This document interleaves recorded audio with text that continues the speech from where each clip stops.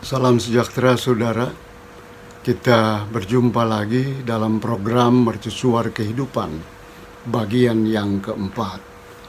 Kita bersyukur karena kasih setia, kemurahan Tuhan, memberikan kita kekuatan, kesehatan yang baik, tapi juga keteguhan iman. Kita mau merenungkan firman Tuhan, Yohanes pasal 12 ayat 1 hingga 8. Mari kita berdoa. Kami bersyukur kepadamu ya Allah Bapa, kasih dan kemurahan-Mu senantiasa menjadi bagian hidup kami. Dan sekarang kami ingin merenungkan kebenaran firman-Mu. Kami mohon tuntunan kuasa Roh Kudus, pimpin kami sehingga kami mengerti kehendak Tuhan dalam kehidupan kami. Dalam Kristus Tuhan kami. Amin. Saudara kekasih Kristus, Yohanes 12, 1 hingga 8 berkata begini. 6 hari sebelum Paskah, Yesus datang ke Betania, tempat tinggal Lazarus yang dibangkitkan Yesus dari antara orang mati. Di situ diadakan perjamuan untuk dia, dan Marta melayani. Sedang salah seorang yang turut makan dengan Yesus adalah Lazarus. Maka Maria mengambil setengah kati minyak narwastu murni yang mahal harganya, lalu meminyaki kaki Yesus dan menyekanya dengan rambutnya. Dan bau minyak sumerbak di seluruh rumah itu.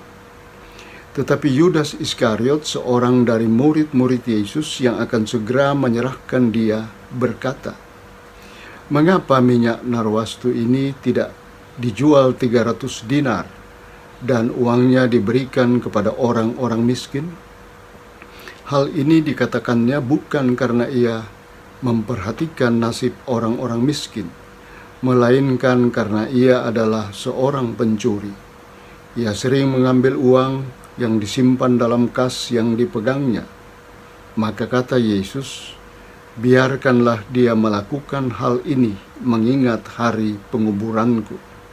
Karena orang-orang miskin selalu ada pada kamu, tetapi aku tidak akan selalu ada pada kamu." Demikian firman Tuhan. Saudara terkasih, kalau kita belajar dari kesaksian Alkitab, khususnya kitab Injil, kita bisa melihat bahwa kemanapun Yesus pergi, ada banyak orang yang mengikuti dia. Dan orang-orang yang ikut Yesus ini tentu punya alasan sendiri-sendiri mengapa mereka mengikut Yesus.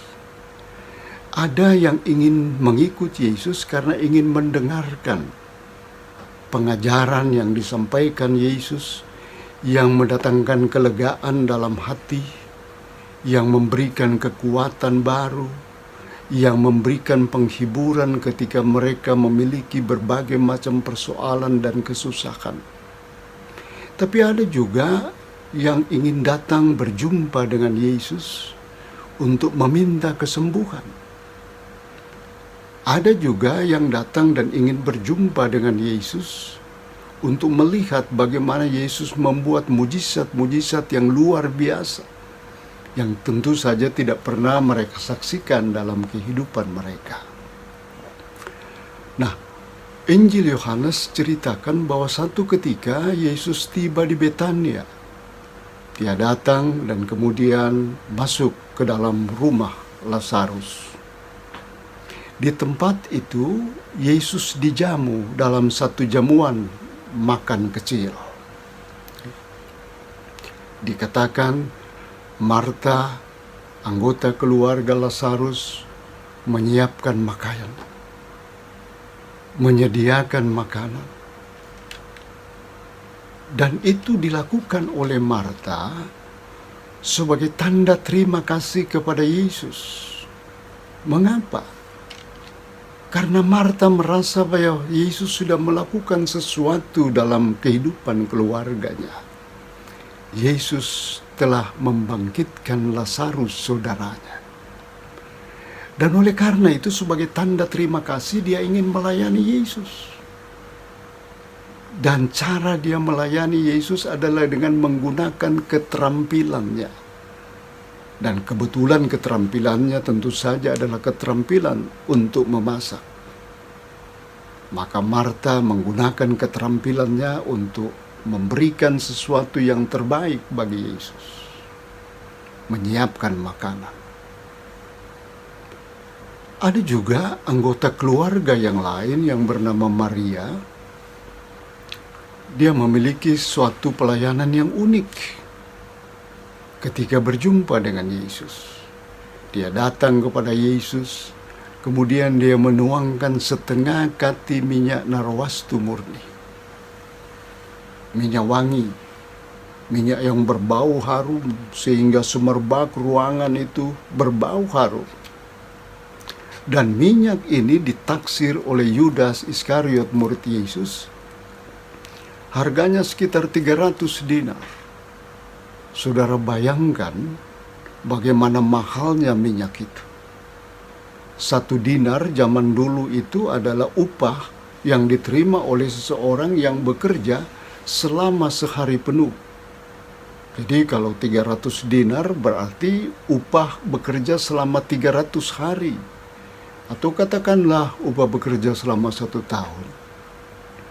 Kalau saudara bekerja dengan gaji 5 juta sebulan, ya bayangkan saja kalau setahun berarti 60 juta. Dan harga minyak narwastu itu kira-kira seperti itu. Itu dituangkan di kaki Yesus dan kemudian diseka oleh Maria dengan rambutnya. Maria mau katakan kepada Yesus, terima kasih Yesus. Engkau telah berbuat dalam keluargaku. Engkau telah membangkitkan saudaraku Lazarus. Dan oleh karena itu aku ingin bersyukur kepadamu dengan cara melayani engkau. Dan cara yang dipakai oleh Maria adalah cara yang bagaimana? Dengan menuangkan minyak narwastu itu. Maria ingin menggunakan apa yang menjadi miliknya. Dia ingin persembahkan itu bagi Tuhan. Harta kekayaannya ingin dia berikan untuk Tuhan. Dan tidak cukup hanya itu bagi Maria. Dikatakan dia menyeka kaki Yesus dengan rambutnya. Saudara bayangkan itu. Di daerah-daerah tertentu, kepala dianggap mahkota. Rambut bagi perempuan dianggap mahkota. Dan oleh karena itu ketika Maria menyeka kaki Yesus dengan rambutnya, Maria mau menyatakan bahwa di hadapan Yesus dia sangat-sangat merendahkan dirinya. Dia memberikan hartanya untuk melayani Yesus dan dia tidak membutuhkan pujian. Segala puji dan segala hormat harus diberikan kepada Yesus. Dan oleh karena itu, dengan kerendahan hati, dia merendahkan dirinya, menyeka kaki Yesus dengan rambutnya. Luar biasa, saudara. Bagaimana dengan Lazarus? Apakah Lazarus melayani Yesus atau tidak? Yohanes menceritakan bahwa Lazarus duduk makan bersama dengan Yesus.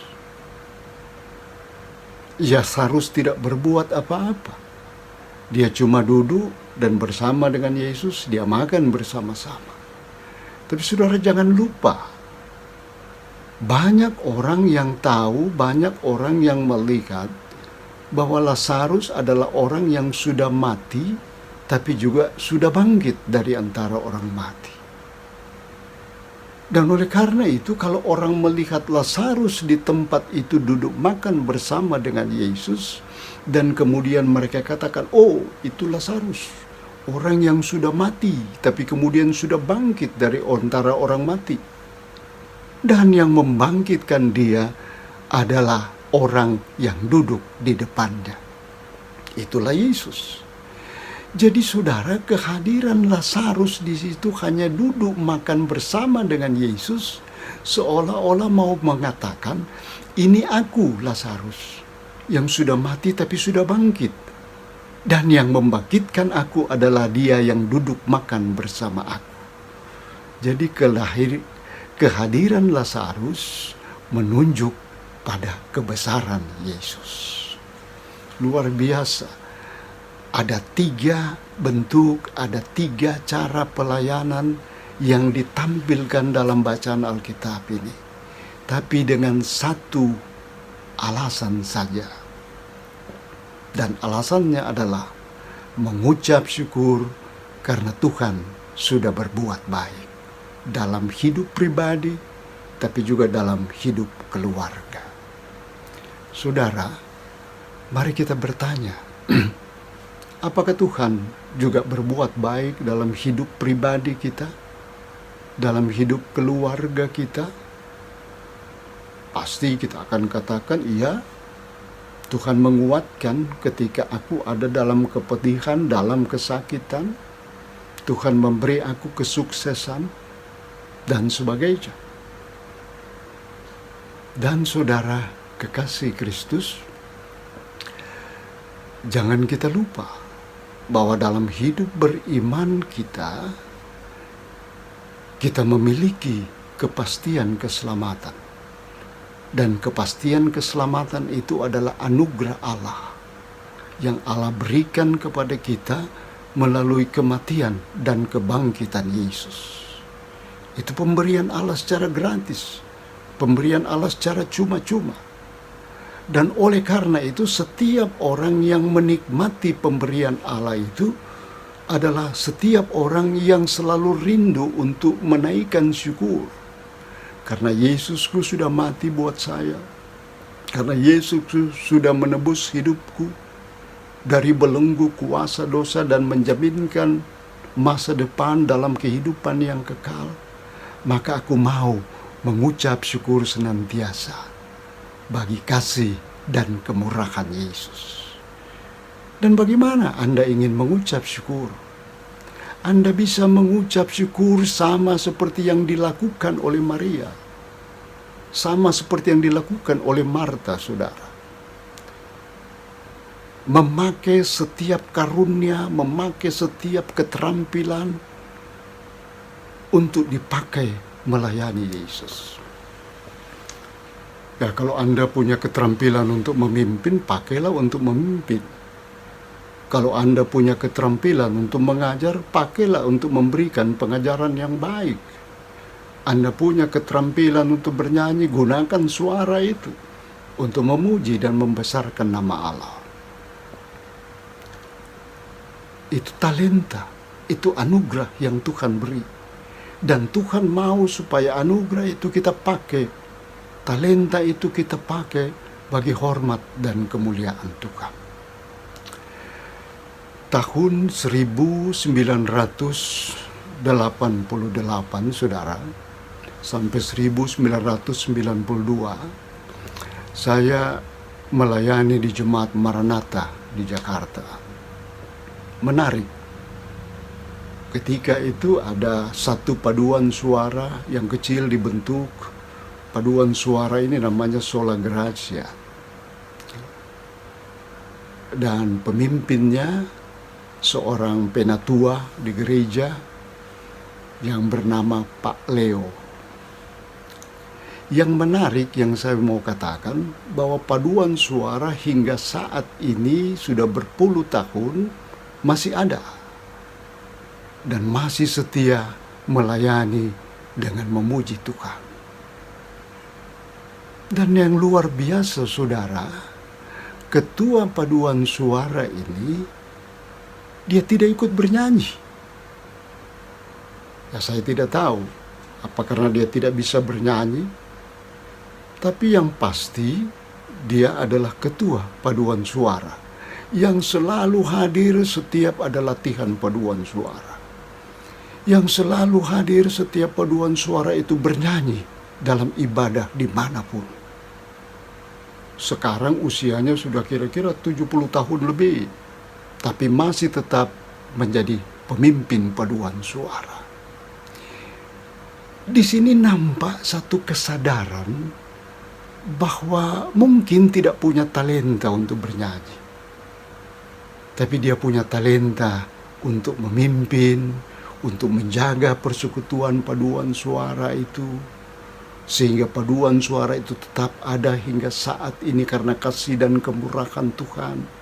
Karena mereka hidup dalam cinta kasih, mereka saling memahami, dan mereka memuji Tuhan dengan penuh rasa syukur.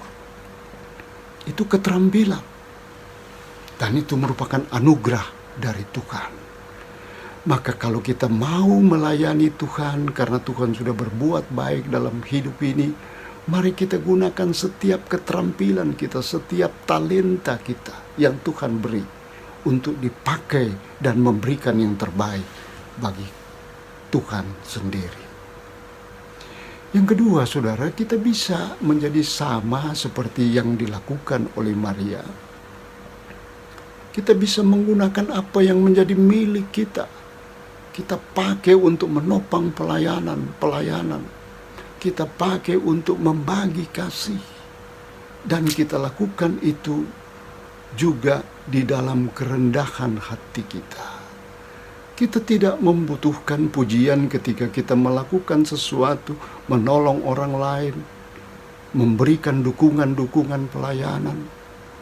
Karena kita tahu bahwa di hadapan Tuhan kita tidak memiliki apa-apa. Kita boleh hidup hanya karena kasih dan kemurahan-Nya. Dan oleh karena itu, hanya karena kasih dan kemurahan-Nya pula, kita diperkenankan untuk bisa hidup dan menaikkan syukur bagi hormat dan kemuliaan nama-Nya. Saudaraku, tapi kita juga bisa melayani sama seperti yang dilakukan oleh Lazarus. Mungkin kita tidak terlibat langsung lagi dalam pelayanan di rumah Tuhan. Karena usia kita yang sudah makin hari makin tua, atau mungkin karena tubuh kita yang lemah. Kita tidak bisa melakukan aktivitas-aktivitas yang berat. Tapi sama seperti Lazarus, cukup duduk makan bersama dengan Yesus sudah menunjuk pada kebesaran dan kemuliaan Yesus. Maka kita pun cukup untuk duduk dan hadir dalam setiap persekutuan. Itu sudah menandakan bahwa Tuhanku memberikan kekuatan. Tuhanku memberikan kerinduan. Dan karena itu aku mau datang dan memuliakan Tuhan. Sehingga orang yang melihat kita pergi dan hadir dalam persekutuan akan bertanya, kenapa sih sudah tua masih mau jalan malam-malam, sudah tua masih mau jalan jauh-jauh untuk pergi dan beribadah? Tentu saja karena di dalam hari tuaku Tuhan masih menjaga dan memelihara aku. Bahkan Tuhan menjaminkan keselamatan kekal dalam hidupku. Sehingga kehadiran kita dalam setiap persekutuan, dia menjadi cerita yang indah bagi orang lain. Kehadiran kita dalam persekutuan justru menunjuk pada kemurahan dan kebesaran Tuhan. Kita cukup setiap hari duduk, membaca dan merenungkan firman Tuhan. Tapi dia telah menjadi kesaksian yang menunjuk pada kemuliaan Tuhan. Ketika kita dilihat oleh anggota keluarga kita, oleh anak cucu kita, bahwa kita hidup dan bergaul dengan Tuhan. Karena itu saudara, mari kita lakukan dalam perjalanan hidup ini apapun yang bisa kita lakukan untuk hidup dan melayani Tuhan sebagai ungkapan tanda syukur dan terima kasih atas kasih, kemurahan, dan keselamatan yang Tuhan berikan bagi kita. Amin.